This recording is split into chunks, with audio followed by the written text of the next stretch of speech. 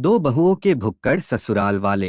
जहाँ पूरा शोभेपुर गांव नींद के गहरे समंदर में गोते लगा रहा था, वहीं पाठक जी का खाऊ लाल परिवार सवेरे के 5 बजे खाने की मेज पर बैठे हुए था। वहीं किचन में काम कर रही जेसिका और दिव्या कुड़कुड़ा रही थी। पता नहीं कैसे भुक्कड़ ससुराल वालों से पाला पड़ गया है। दिन भर एक पांव पर नाचते हुए रात ढल जाती है। 12 बजे सो और 5 बजे उठो। कभी कभी तो ऐसा लगता है इन भुक्कड़ ससुराल वालों का भूख मिटाते मिटाते कहीं हम दोनों देवरानी जेठानी ही ना मर मिटे। अरे जेठानी जी, इन पेटू परिवार वालों का बस चले तो ये हमारी रात की नींद पर भी पाबंदी लगा दे। दोनों देवरानी जेठानी एक दूसरे से अपना दुखड़ा बांट ही रही थी, तभी सास शोभा बोलती है, अरे बहू, और कितनी देर लगाएगी, जरा जल्दी जल्दी हाथ चलाओ। आ गया सास का बुलावा।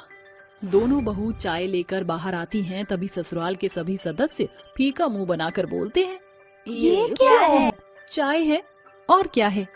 अरे मगर सूखी चाय की चुस्कियों का लुत्फ बगैर पकौड़े पराठे के फीका है। कोई बिस्किट ही ला दो। बिल्कुल भी नहीं ससुर जी, सुबह सुबह भारी भरकम खाना सेहत के लिए भली बात नहीं। वैसे भी आप सब पहले से ही बीमारियों से रिश्तेदारी किए बैठे हैं। आपको शुगर है तो माँ जी को थायराइड, दादी माँ को बदहजमी की शिकायत बनी रहती है, और हमारी निकम्मी ननद की तो बात ही निराली है। ओवरलोड खाकर तेंदुए की जैसी हो गई है, मगर मजाल है डाइट पर कंट्रोल करे। ये सुनकर दादी भार्गवी नाक चढ़ाकर कहती हैं, अरे अब क्या तुम देवरानी जेठानी के लिए मेरी पोती का पेट पहाड़ हो गया है। खबरदार, जो उसके खाने पर नजर गड़ाई तो जाके नाश्ते की तैयारी करो। खाने में पुदीने की चटनी और आलू के पराठे बनाना है तुमको। और हाँ, 8 बजे इस मेज पर गर्मा गर्म खाना हाजिर होना चाहिए। एक गुणवान बहू का धर्म ही ये होता है कि वह परिवार वालों की थाली में मीठे पकवान परोसे। चलो फुटो अब। दादी सास की फटकार को दिल से लगाए बैठी दोनों देवरानी जेठानी किचन में आकर दोबारा से खाना बनाती है। जैसे ही घड़ी के घंटे की सुई 8 पर घूमती है, भूखे ससुराल वाले मेज पर कांटे चम्मच बजाने लगते हैं। जल्दी करो भाभी, भूख के मारे पेट में चूहों की फौज उधम मचा रही है। ननद को खाने के लिए खलबली मचाता देख देवरानी दांत पीसते हुए कहती है, मेरा बस चले तो चूहे मारने की दवाई से इस भुक्कड़ निकम्मी ननद का मामला साफ कर दूं।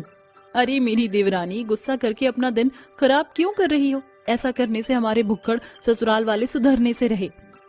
दोनों देवरानी जेठानी झटपट से बड़े मेहनत के बाद बनाया हुआ खाना ससुराल वालों को परोसती हैं, जिसके साथ सभी खाने पर टूट पड़ते हैं और देखते ही देखते पराठों का बड़ा थाक सफा चट हो जाता है। तभी उनके पति बोलते हैं, जेसिका, जरा एक आलू का पराठा और देना। पराठे खत्म हो गए हैं, अब यही आखिरी टुकड़ा खाओ और थाली बढ़ाओ। वैसे भी 4 पराठे खा चुके हो। अरे बड़ी बहू, ये कैसी बेढंगी बातें कर रही है तू? पराठे ही तो खत्म हुए, घर के खत्ते तो खाली नहीं पड़े। जाकर किसने कहा था नाप तोल कर खाना बनाने को? वाह सासू माँ, आप सही हैं, चित्त भी आपकी और पट भी। अरे 2 किलो आटे का पराठा पका चुके, फिर भी आप लोगों के पहाड़ जैसे पेट में वो भी कम पड़ गए। अरे हम रजनीकांत का बनाया रोबोट नहीं जो सारा दिन रसोई में चूल्हा जूटती रहे। दिव्या, जेसिका, तुम इस घर की बहू हो और एक गृहिणी की जिम्मेदारी ही खाना पकाना है। इस तरह थकी हारी देवरानी जेठानी फिर से खाना बनाती हैं। दिन बीतते जाते हैं, मगर भुक्कड़ ससुराल वालों की फरमाइश जो की त्यों बनी रहती है। बहू, अरे बहू, अरे ओ देवरानी जेठानी की जोड़ी, कहाँ हो भाई? जी ससुर जी, बुलाया? हाँ, आज सर्दी कुछ ज्यादा ही है। जरा मेरे लिए अदरक इलायची कूट कर कड़क सी चाय बना दो। ससुर जी, अभी कुछ देर पहले ही तो आपने चाय पी थी। अरे मर जानियो, उस कुछ देर को घंटा भर हो गया। सर्दियों में इंसान को क्षण क्षण भूख लगती है। एक जाओ जाकर चाय बनाओ और एक जना गर्मा गर्म समोसे तलो। ससुर के साथ दादी सास की फरमाइश सुनकर जेठानी फुसफुसाती है, गई भैंस पानी में, हो गई 2 घंटों की छुट्टी। अरे क्या बड़बड़ा रही है बड़ी बहू? कुछ नहीं दादी माँ, मैं तो बस ये पूछ रही थी कि चटनी कौन सी बनाऊं, हरी की लाल?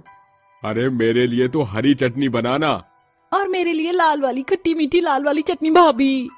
बेचारी दिन भर की थकी हारी देवरानी जेठानी की जोड़ी भुक्कड़ ससुराल वालों की फरमाइश पूरी करने में भिड़ जाती है। 2 घंटे बाद, ये लीजिए गर्मा गर्म समोसे। दादी माँ, आप सिर्फ एक समोसा खाएंगी क्योंकि ज्यादा तला भुना खाने से आपको बदहजमी होती है। बदहजमी गई भाड़ में, भार्गवी अपने भूख के साथ कोई सौदा नहीं करेगी। वैसे भी एक ना एक दिन तो खाकर मरना ही है, क्यों सत्तू? हाँ अम्मा, तब तो मैं भी शुगर को साइड में रखकर मस्त होकर लाल वाली मीठी चटनी में समोसे लपेट कर खाऊंगा। सोच कर ही मुंह में पानी भर आया। मैं तो 4 समोसे खाऊंगी। हाँ, इस तरह सास, ससुर, दादी और ननद बिना रुके खाए जा रहे थे। तभी देवरानी तीखे ताने देते हुए कहती है, अरे अब थम भी जाओ, पेट नहीं भर रहा तो क्या मुंह भी नहीं दुख रहा आप सबका? देवरानी ऐसा बोल ही रही थी, तभी उनके पति दरवाजे से दस्तक देते हैं और समोसे की छीना-छीनी करने लगते हैं। अरे छोड़ दे छोटे, ये समोसा तो मेरे ही पेट की भूख मिटाएगा। जिद मत करो बड़े भैया, इस समोसे को अपने भूखे भाई के पेट में जाने दो। दोनों भुक्कड़ भाइयों को समोसे के पीछे कुत्ते बिल्लियों की तरह झगड़ा करते देखकर जेठानी बोलती है, अरे क्यों एक समोसे के पीछे दोनों भाई पागल दिवालिया बने बैठे हो? रसोई में और समोसे रखे हैं, क्योंकि हम जानते हैं कि हमारे ससुराल वालों की भूख बारातियों जितनी बड़ी तादाद में है। ऐसे ही दिन बीतते जाते हैं, जिसके बाद भुक्कड़ ससुराल वालों की भूख में इजाफा बढ़ने लगता है।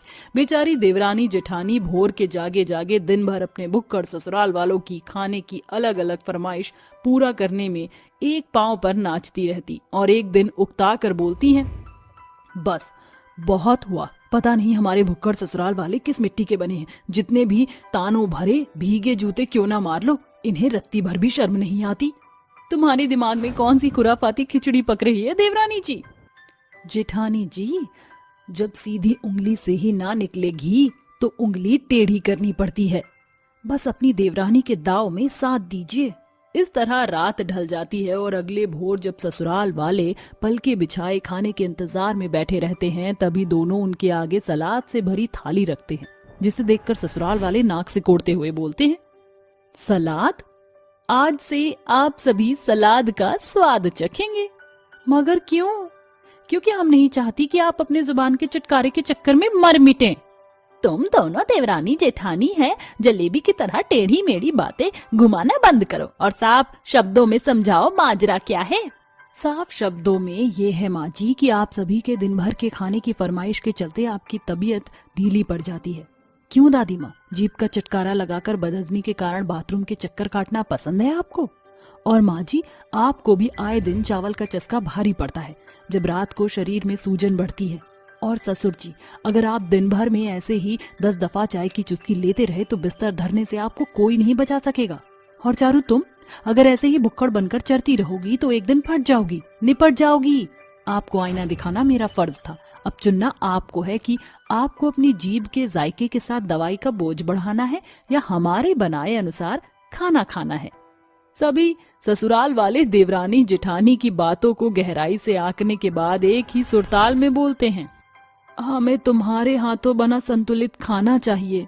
हाँ बहू, तुम दोनों बिल्कुल सही बोल रही हो। बेहिसाब खाने की बुरी लत में हम भुक्कड़ बन गए थे, मगर अब हम टाइम टेबल से खाएंगे। इस तरह चंट देवरानी जेठानी की चाल भुक्कड़ ससुराल वालों पर भारी पड़ जाती है और अब दोनों देवरानी जेठानी को दिन भर अपने ससुराल वालों की जी हुजूरी से निजात मिल जाती है।